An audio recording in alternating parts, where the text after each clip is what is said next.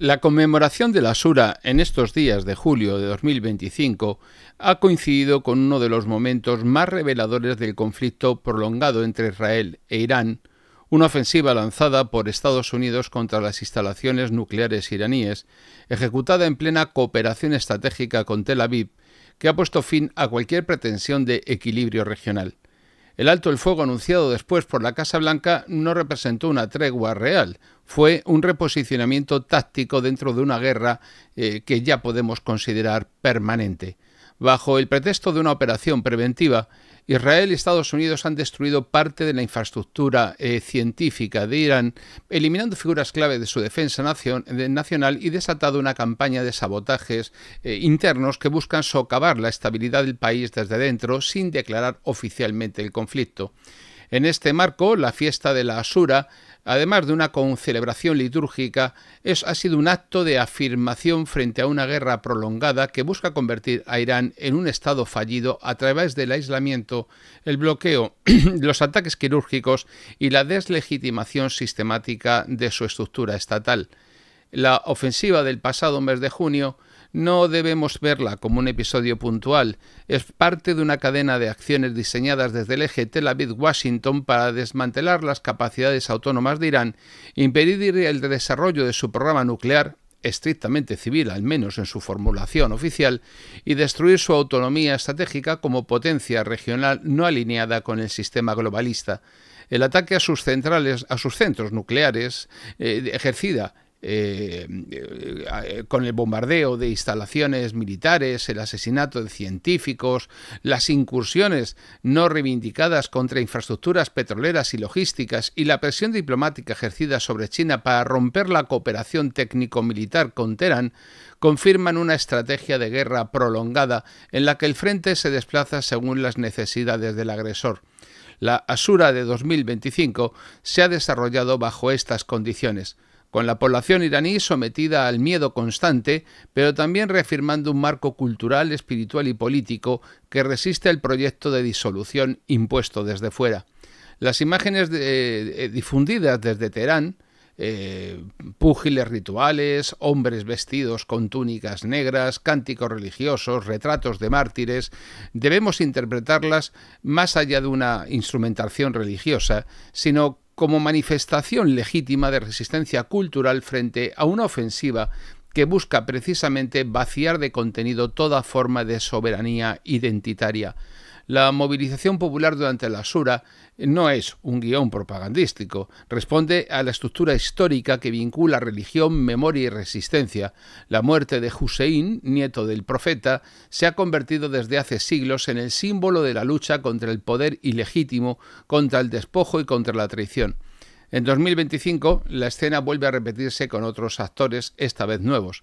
Israel como brazo armado del poder financiero globalista, Estados Unidos como operador militar globalista y una coalición de satélites ideológicos que validan la agresión desde el lenguaje de los derechos humanos, la no proliferación nuclear y la defensa preventiva, me imagino que de su democracia. Desde la ejecución de los ataques, la maquinaria mediática ha intentado imponer una lectura que exculpa al agresor y presenta a Irán como un Estado irracional, peligroso y opresor. La presencia de figuras religiosas, la ausencia de estructuras formales liberales, el rechazo a la hegemonía atlantista son presentados como pruebas de culpabilidad. Este discurso tiene como objetivo no la defensa de los derechos civiles como pretenden, sino que lo que buscan es la imposición de un modelo único de gobernanza compatible con el sistema financiero y cultural dominado desde Nueva York, Londres, Tel Aviv y Bruselas. La campaña va más allá del plano militar, incluye sanciones económicas, sabotajes silenciosos, manipulación informativa, infiltración interna y bloqueo diplomático. Todo esto se activa cada vez que Irán desafía el marco impuesto o avanza en su soberanía tecnológica. La celebración de la Ashura, lejos de ser una maniobra de distracción, ha mostrado la capacidad del pueblo iraní para mantener viva una estructura de sentido frente al caos inducido. El régimen no ha recurrido al nacionalismo artificial. Le ha bastado utilizar su propio calendario sagrado para reactualizar la lógica de la resistencia. Las imágenes de mártires no han sido una imposición de política, forman parte de un proceso colectivo de identificación frente a la agresión externa, y la reapertura simbólica del vínculo entre religión, nación y defensa ha funcionado más allá de una estrategia política de poder. Es una afirmación cultural de un pueblo que se sabe atacado por el aparato militar del sistema globalista.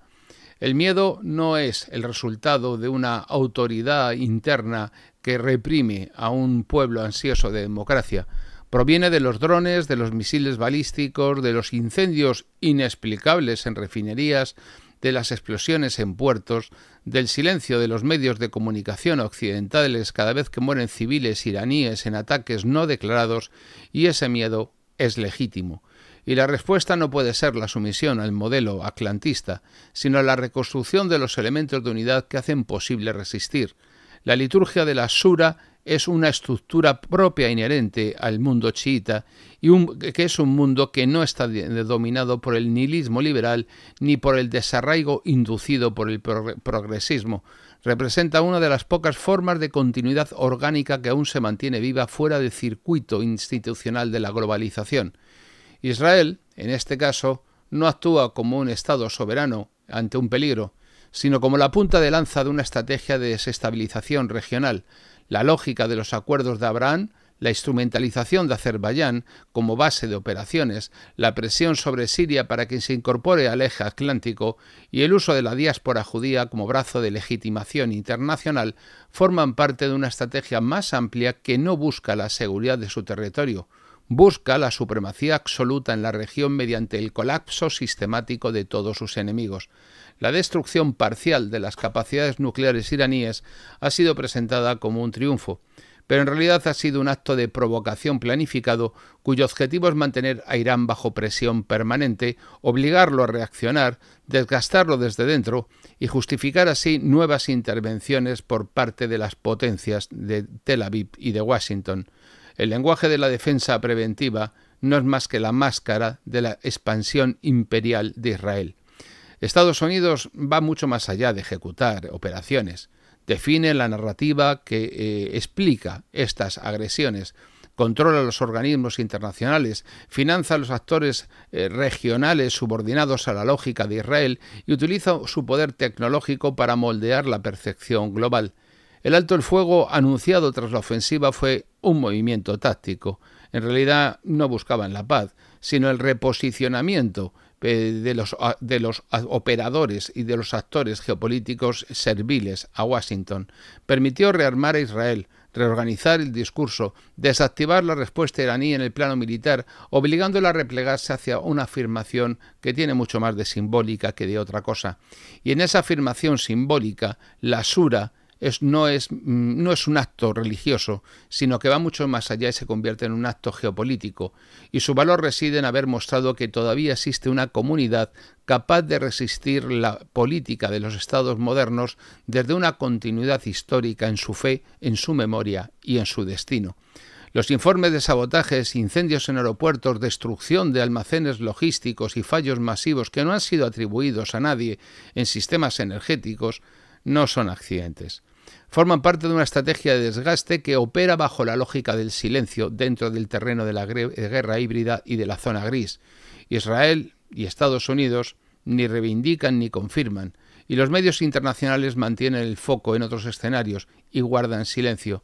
La finalidad, crear un entorno de inseguridad estructural en el que la población iraní se agote, el gobierno se desgaste políticamente y el país pierda su capacidad para actuar como un polo alternativo de poder. En esta situación, la única respuesta posible no es la apertura al sistema internacional globalista, sino la reafirmación de una vía propia, y eso es lo que la Shura de 2025 está expresando. Las cifras de inflación, los cortes de energía, la escasez de agua y el empobrecimiento generalizado deben leerse dentro de esta guerra prolongada no como el resultado exclusivo de errores de gestión interna, sino como parte del cerco sistemático diseñado para estrangular la economía iraní, bloquear sus rutas de exportación, impedir la inversión extranjera y generar una sensación de fracaso colectivo que prepare el terreno para una eventual intervención con legitimación de algún opositor interno. Es el mismo modelo aplicado en Irak, en Siria, en Libia, en Venezuela y en cualquier país que se haya atrevido a desafiar el poder atlantista. La respuesta no puede ser aceptar las condiciones del agresor. Tiene que resistir, tienen que estructurar, tienen que sostener, incluso en condiciones extremas, la fe y el combate por su propia identidad. El pueblo iraní lo ha entendido así y lo ha expresado no en comunicados oficiales, sino con su masiva presencia en la calle, en las mezquitas, en los rituales que recuerdan a Hussein y en la continuidad de su cultura. Por lo tanto, la conmemoración de la Ashura se ha convertido en una respuesta doctrinal a una estrategia de disolución que va mucho más allá de Irán, apunta contra cualquier civilización y contra cualquier posibilidad de esta que no esté alineada con el poder atlantista. La guerra continúa y persiste el cerco, la manipulación informativa y la presión económica, provocando una vez más también la banalización del martirio. No tiene sentido sacrificarse, olvídenlo, cedan, ríndanse. Pero Irán no ha iniciado esta guerra. Ha respondido con la única herramienta que aún permite estructurar una resistencia frente al poder atlantista, la continuidad cultural organizada en torno al destino de la comunidad histórica, la memoria de un pueblo y la fe que éste tiene en sí mismo.